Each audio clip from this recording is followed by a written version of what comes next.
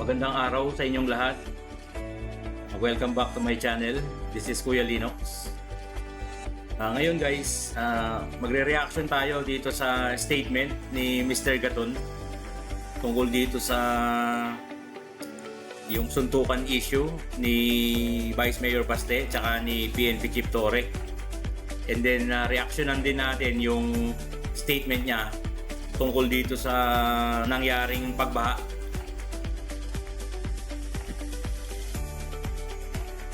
Guys, baka pwedeng pa-like and pa-subscribe na din, ano? Kung hindi pa nakasubscribe, ano? Thank you.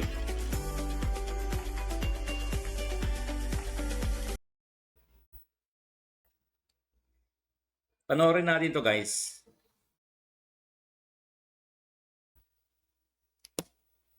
Baste Duterte has set conditions before he could meet PNP Chief Nicolas Torre III in the ring. Here's the report.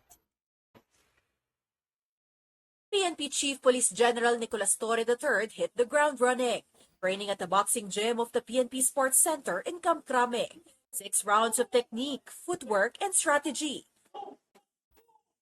Why, you ask? Because he accepted the challenge of a boxing match from acting Davao City Mayor Baste Duterte.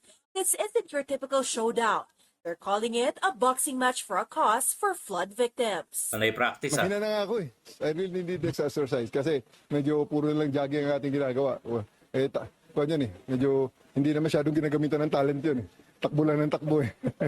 On the other side, Baste, who issued the challenge, says he's definitely game. But suddenly, he set a condition and even dragged President Bongbong Marcos into it.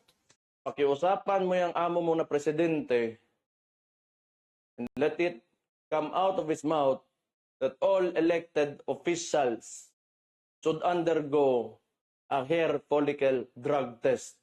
Now, the fight scheduled for Sunday is in doubt. One thing's for sure, it won't be at Araneta as someone else already booked it. But that's not a problem. There's already a boxing ring at the Rizal Memorial Coliseum. Even a famous casino hotel offered its ballroom. Now there's a venue. And apparently, there's also a referee as well. Nagbo-volunteer ako na maging referee because I am worried that General Torre might inflict a catastrophic injury on Baste. Gusto mag-referee ni Mr. Gaton, ah.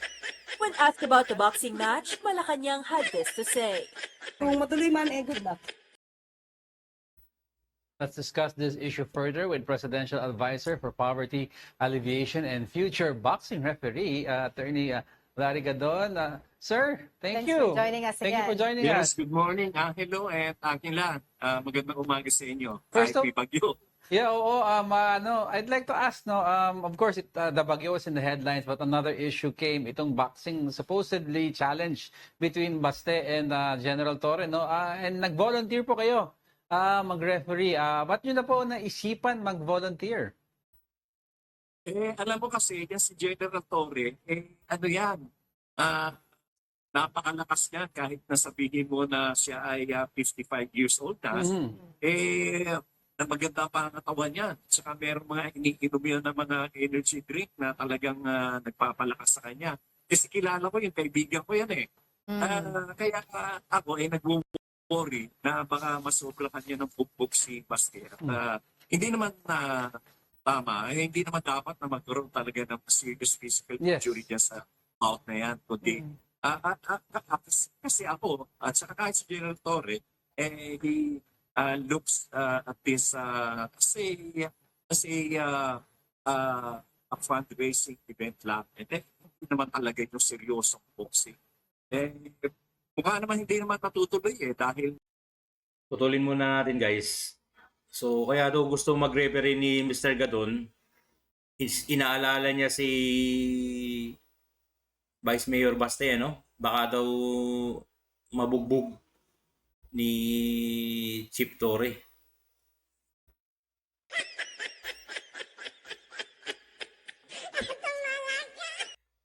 Alam nyo guys, medyo parang lumalaki yung provocation, yung bang hamunan. Kasi may mga matataas na tao, no, na parang sumasali. So, hindi natin alam kung baka diversionary tactics din to no? Dun sa mga issue sa gobyerno, no? Tuloy natin, guys. Na nag-impose si Mayor Baste ng isang impossible condition na requiring all the elected officials to undergo Oo nga eh. Oo nga, yeah. Sir, oo. Hindi mo naman pwede pilitin yung mga yan. Oo. Nakikita nga kita, sir, nung pinapakita namin yung report na nagsasalita si Acting Mayor Baste Yeah. about yung condition niya na mag-hair follicle Follicle. test sa mga elected officials, especially si President Bongbong Marcos. Medyo nangingiti-ngiti po kayo dyan sa gilid eh. Kasi nga, impossible condition naman yan. Unang-una, we cannot invade the privacy of these public officials. More so that they were elected. Sasabihin sa amin yan. Kaya kahit presidente ka ng Pilipinas, hindi mo kami pwede utusan na magpa-drug test. Dahil it's a violation of their privacy. Violation of human rights yun. So, Right. Linawin natin yun, guys, ano? Yung tungkol dun sa hair follicle drug test. Kasi sinasabi ni Mr. Gadon na invasion of privacy raw. Hindi raw pwedeng utusan. Kasi guys, yung hair follicle drug test na yan, naging panawagan yan eh. Iba yung command sa demand. Yung command, yun yung utos. Pero yung demand, yan yung panawagan or pakiusap. Kasi nga, nakitaan ng mga parang yung proofs or may mga instances na nakita ang taong bayan na posibleng yung ibang government official ay gumagamit. So nagkaroon ng panawagan. Di ba kung tawagin nga nila yung public insisting demand. So yan yun ano. So hindi yan invasion of privacy at hindi rin inuutos. Kasi yung utos ano yan nanggagaling sa authority. Iba yun. Itong sinasabi natin na hair follicle drug test, demand ito ng taong bayan, ano? Siguro hindi man lahat, pero majority. Tuloy natin, guys. impossible talaga yung condition. So harapan na hindi naman talaga seryoso itong si Mayor Baste na ituloy yung kanyang paghamon. Tinanggap nga agad ni General Torre. Ang tawag Hindi raw seryoso no si Vice Mayor Baste kasi impossible daw yung demand niya no or yung kanyang kondisyon. ito dyan kay General Torre, General Astig yan. Kaya hindi yan uurok sa mga hamon-hamon na ganyan. Yan ang gusto ko tanongin, Sec. Well, most of us know his history, no? But others hindi. Kasi sundalo din yan and he was part of the PNP boxing team. No? But you said General Torre might get carried away. Baka kasi siyempre pag nandun ka na sa ring, baka makalimutan mo na yung pagiging gentleman mo at ang magiging ang instinct doon ng boxer is to inflict damage to your opponent. Baka mamaya makalimutan niya na this is just a sport na tinanggap lang niya yung pag-aamon. Baka naman masaktan niya ng gusto si Baste. Kaya sabi ko, he might get carried away. Instinct yan pag nandiyan ka sa ring. Yeah. So, ibig Ang kasi gusto niyang mag-referee guys ano? Ang iniisip ko pag nag-referee si Gadon baka pati siya mabugbog.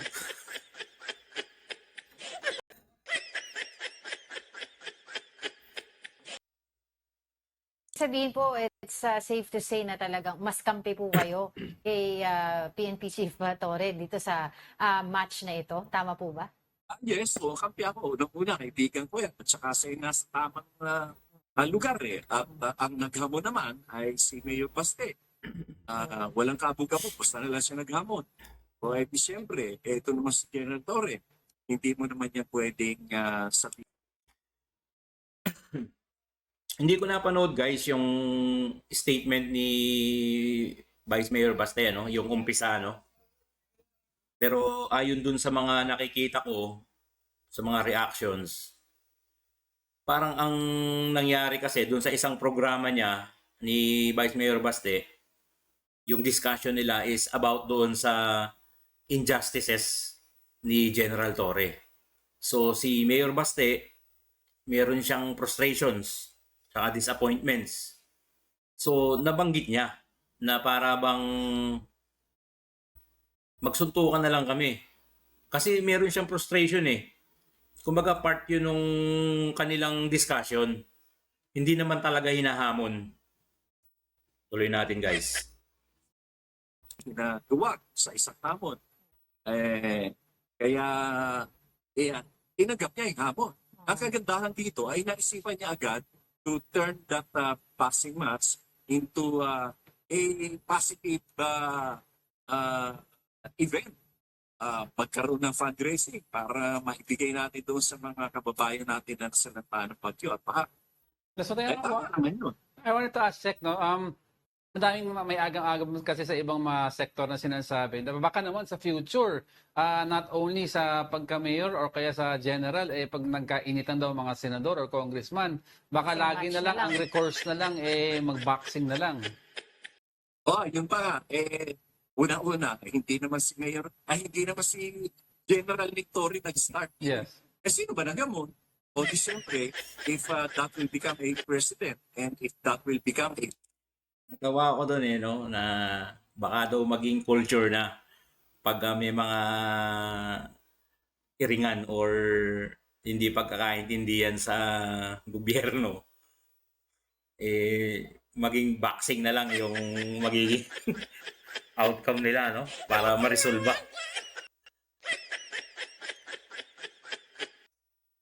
trend, ay ang nag-umpisa niyan ay Duterte. Hindi hindi si General Torre. Pero in-expect nyo na po ba yun na siya po yung naghamon pero hindi naman po matutuloy? Well, hindi ko in-expect na gano'n dahil ba't ka naman maghahamon kung hindi mo pala gagawin? Di nagkayabang ka lang. Ngayon, kung lalo pa kung mag-i-impose ka ng mga impossible conditions, kagaya nun, subject all the elected officials under the BBM administration to undergo their follicle drug test, talaga imposible yun. Kung halimbawa, ang mga kondisyon na binigay niya, halimbawa yung something which is possible or doable, like for example, General Torre will use a lighter glove. That's right. At kay Baste, pwede pa yung mga gano'n. Na halimbawa, may advantage yung mga partida na tinatawag. Pero yung gano'n, mga impossible conditions. Doon mo makikita na talagang Alright. hindi naman talaga seryoso. Before we move on, Kasi guys, yung condition ni Vice Mayor Baste is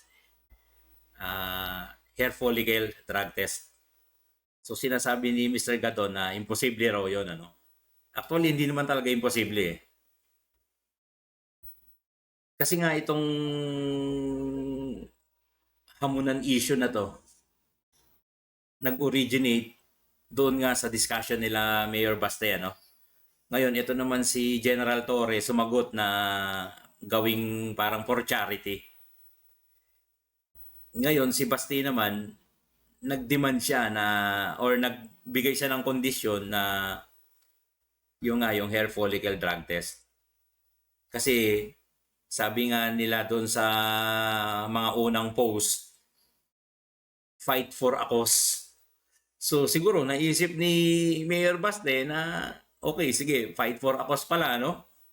So, ito yung cause ko, or ito yung condition ko papalagang ko yung hamon or yung boxing na yan, pero all government or all elected government official shall undergo drug test. So yun yung kanyang cause. So siguro hindi naman yun parang pag-atras. Kasi sinasabi ni Mr. Gado na imposible daw yung yung kondisyon. Tuloy natin, guys. To another topic, Sec, I'd like to ask, no, given na, of course, hindi pa natin alam officially kung sisipot si Baste, Mayor Baste, ano po mangyayari sa Sunday? May contingent ba doon? Will General Torre go to the venue at mag-aantay? And in the meantime, tuloy pa rin po ba ang yung donation drive? Well, actually, just a while ago, I issued another video statement which will be released to the media and to General Torre himself. I will send it to himself. I am suggesting to him and advising him not to proceed with the boxing match anymore. Kasi wala na rin kapupuntahan dahil yung condition impossible Yeah. Kaya sinabihan ko na lang siya dito sa video na nilabas ko na huwag kalimutan na niya yan and to stop pursuing about these things kasi talaga malabo na. Hindi naman magagawa yung condition. Right. Siguro before we move forward nga po sa another topic, last question lang, I would like to get your comment on the latest remark nga po or statement ni Baste Duterte saying na matagal na niyang gusto mambungbog ng unggoy. Your comment on that? You wanna comment? Nagpapakita lamang naman yun ang kanyang character na siya ay mapanghusga, mapag-api at mapanglibak ng tao. Hindi niya dapat nililibak ang isang high government official kagaya ni General Nick Torre. Tingnan niya na unggoy si General Torre. Hindi, napakatigas niya. Napaka-gentleman niya. Ang tawag ko nga dyan, General Astig. Kasi nga guys, maraming dinadalang disappointment si Mayor Baste dahil nga yung ginagawa sa pamilya nila. Siyempre, kahit sinong normal na tao, magkakaroon ng ganong reaction. Kaya niya nasasabi yun. Kumbaga, yung kanilang estado or status is sila yung ginigipit. Kaya niya nasabi yung mga ganong mga statement na sinasabi naman ni Mr. Gado na mapanghamak daw. Dapat tingnan din natin yung yung bakit niya nasasabi yon, bakit siya nagiging ganun. Tuloy natin, guys. Kasi talagang seryoso sa trabaho. Let's move on to another topic. Sir, kayo po ay nasa ang opisina ng Poverty Alleviation Program right now. At dami po natin mga Yes. Ito na guys, yung topic nila yung tungkol dito sa nangyaring malaki ang pagbaha. kabayan ngayon ang nasa evacuation center. Matindi po ang epekto ng bagyo at habagat sa kanila. What programs are we doing for them right now? Well, maraming progress na ginagawa naman ng gobyerno dyan. In fact, before pa magkaroon ng talagang actual calamity, ay nakaprepare naman ang gobyerno sa mga food packs, sa mga medicine packs. And with the help also of the private sector and the LGUs, mas maganda naman yung response ngayon sa mga calamities. Ang kagandahan pa nito ay wala kang maririnig na masyadong naging mga namatay. We have to consider 19. also na even the rich countries like Texas, nung sila ng katakot-takot, more than 100 yung namatay sa kanila. Sa atin nga, wala. Things like this, talagang hindi mo Meron po sa atin, sir, prepare ng gusto, 19 casualties so far. Oo. Oo. Oo. Doon nga sa Texas, biro mo, yaman-yaman ng state na yan at they are part of the United States of America. And yet, despite all their efforts and all the resources, more than 100 yung casualties nila dahil sobra talaga rin yung baha. And we all know that this is part of the result of the climate change. Putulin muna natin guys. Hindi ako sangayon dun sa sinasabi ni Mr. Gadon no? Kasi parang sinasabi niya na kung yung Texas nga daw maunlad na bansa o maunlad na state kumpara sa Pilipinas ay binaha at more than 100 ang casualties. Kasino pa kaya ang Pilipinas na third world country? Parang hindi ako sang-ayon dun Kasi una, hindi natin alam kung nagkaroon ba ng negligence. Although maunlad yung Texas, pero nagkaroon ba ng negligence ang government doon, no? Kaya nagkaroon ng ganong malaki ang pagbaha. Hindi ko mo maunlad, walang negligence na nangyari, no? Kagaya nung kunwari, yung drainage nila, pwedeng napabayaan nila, nag-clog. Tapos yung environmental activities doon, pwedeng yung mga puno, nagkaroon ng mga marami ang pagputol sa puno. Then yung flood control nila, pwedeng nag-fail. Kagaya din na nangyayari sa Pilipinas. Ibig sabihin, hindi natin pwedeng i-compare yung estado nung isang bansa dito sa atin. 'Di ba? Hindi natin pwedeng sabihin na hindi, yun ang asensadong lugar binabaha din Marami ring namatay Kaya dito sa atin, kung nangyari yun, okay lang kasi yung kabila mayaman na yun, binaha din 'di ba? Parang mali yung ganong perspective or opinion, Kasi ang pinag-uusapan diyan is ano yung ginawang action noong gobyerno. Tuloy natin, guys. Talagang ibang klase yung mga bagyo at baha ngayon. Yes. Sir, happy. Sec, Go ahead. yung Sec, Talagang ibang klase. ang nagiging issue Sec also is with regards to yung housing po ng mga less fortunate na kababayan natin na nakapirmi po sa mga areas na hindi dapat pirmihan. No, sinasabi nga nila pag palapit na daw ng election Mga danger season, zones. nandun sila sa danger zones. Tapos pag tapos na daw ang halalan, umaalis sila dahil tapos na daw bumoto. Ano po ang recommendation niyo if ever kay po ng mga less fortunate na kababayan natin na nakapirmi po sa mga areas na hindi dapat pirmihan?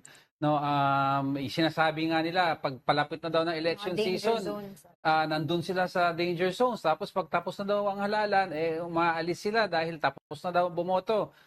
Ano po ang recommendation niyo if ever kay President Marcos on how to finally give these people proper homes? Ang recommendation ko dito, not only to President Marcos, but also to the LGUs, lalo na yung mga disaster-prone areas na magtayo sila ng mga temporary shelters. Yung permanent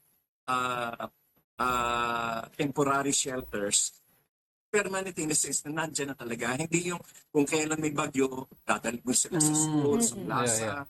Di syempre, very uncomfortable doon. Pero mo, sa isang plaza, 2, 3 lang ang CR. O sa isang school, 2 CR, 3 CR. Wala pang mga cooking facilities dyan. So, ang maganda dito, kagaya ng ginawa ni President Gloria Macapagal Arroyo doon sa Pampanga, nagkaroon sila ng permanent relocation center. Basta merong bagyo, ay doon nila dinadala yung mga tao. And then after na mawala yung baha, pinapabalik na yung mga tao doon sa kanilang mga sariling tahanan.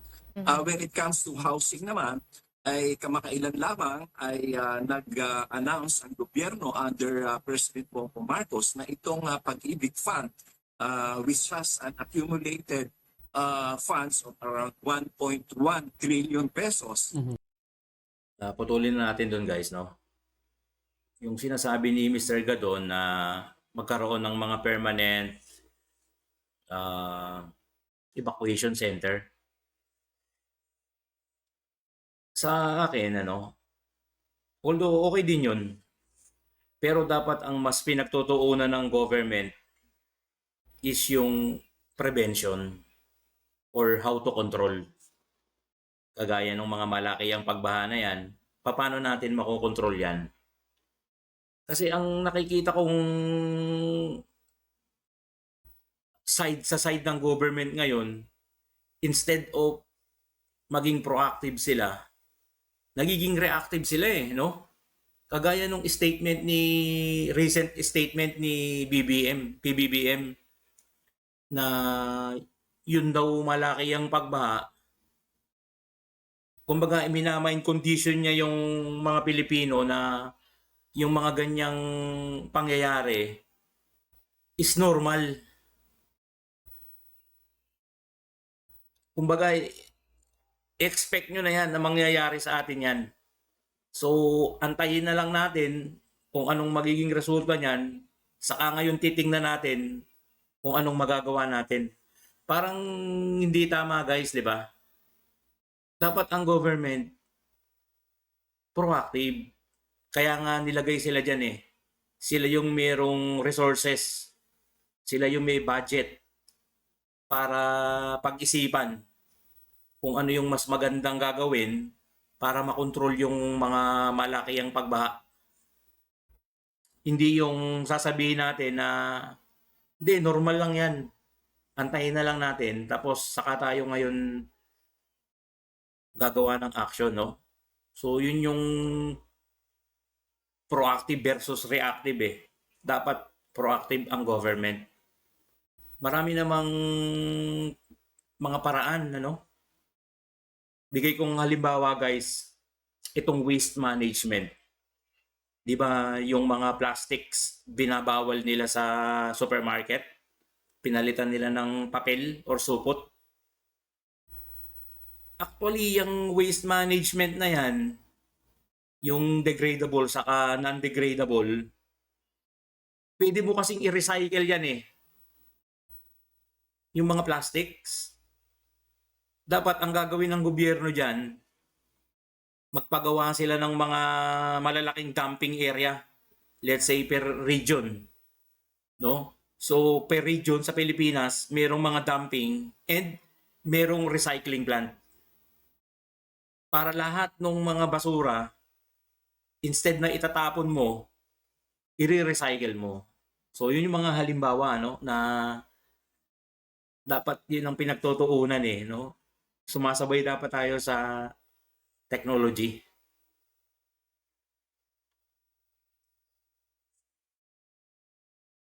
So sa akin, dapat ang government is proactive instead of reactive. Okay guys, ganito na lang So sana nakapaghatid ako ng konting konting parang pastime ba. Lalo na yung mga OFW diyan minsan wala tayong ginagawa o lalo ngayon mainit, summer, di tayo makalabas. So nanonood tayo ng mga content. So sana nagustuhan nyo. Guys, pa-like naman and pa-subscribe kung hindi pa nakasubscribe. Okay guys, this is Kuya Linox. Kung may comment kayo guys, comment lang kayo dyan. Libre yan, libre lahat yan. Okay guys, bye-bye.